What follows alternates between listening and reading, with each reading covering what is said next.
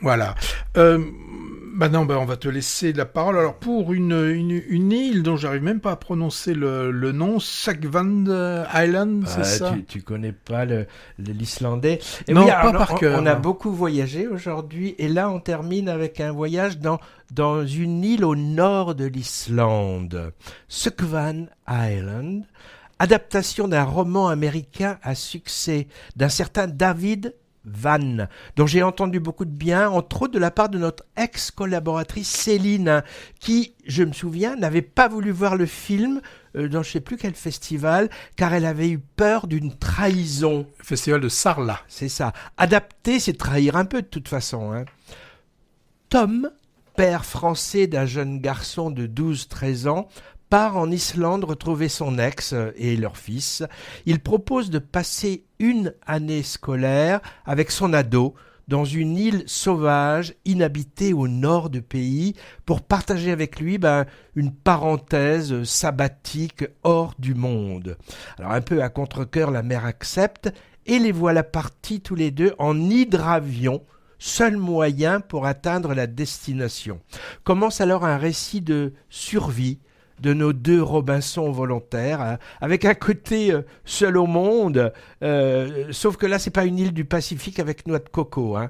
Retour à la vie sauvage, donc, cool au début, mais les choses ne vont pas se passer aussi bien qu'espéré, parce qu'ils auront à lutter contre beaucoup d'éléments hostiles, le froid glacial en particulier, et d'événements contraires. Et le mental doit tenir face à ces conditions extrêmes et à l'isolement.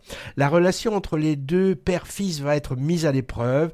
Je n'en dis pas plus. Hein. D'autant plus qu'on a un twist final. Mais dire ça, c'est finalement déjà trop en dire. Hein. Alors, il est où le twist ? Bon, il n'y en a peut-être pas finalement. Hein. Alors, la construction du film est bien fichue, en 3 temps, avec 2 parties contemporaines, le début et la fin, enserrant un flashback occupant l'essentiel du récit. Belle mise en scène qui utilise judicieusement les décors naturels majestueux, en particulier norvégiens, au-delà du cercle polaire, et beaucoup de suspense dans ce récit de survie, de relations familiales et finalement un peu de pathologie aussi. Hein.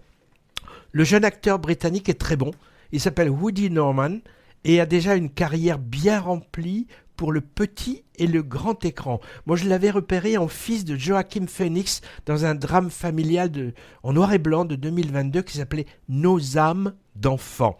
Le père est interprété par le grand Swan Harlow, magnétique et impeccable, comme d'habitude. Hein. On le voit de plus en plus, cet amour de Swan, récemment dans L'inconnu de la Grande Arche, L'étranger et La Condition, où il était tout aussi bon.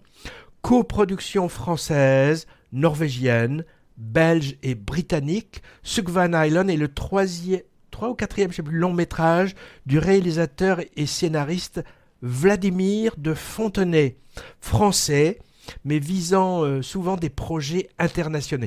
Je ne le connaissais ni d'Ève, ni même d'Adam, celui-là. Hein. Sorti en salle ce mercredi 29 avril, c'est-à-dire demain, au moment où je parle. Hein. Céline, si tu nous écoutes, vas-y, mais apporte une doudoune pour le voir. Hein. Rappel, sur le grand écran, récemment, 2 autres Robinsonades, mais involontaires, ces 2-là, qui étaient fort visibles aussi. Hein. L'horrifique et jubilatoire Send Help de Sam Raimi et le drame historique L'île de la Demoiselle. Je ne pense pas qu'ils soient encore à l'affiche, ceux-là.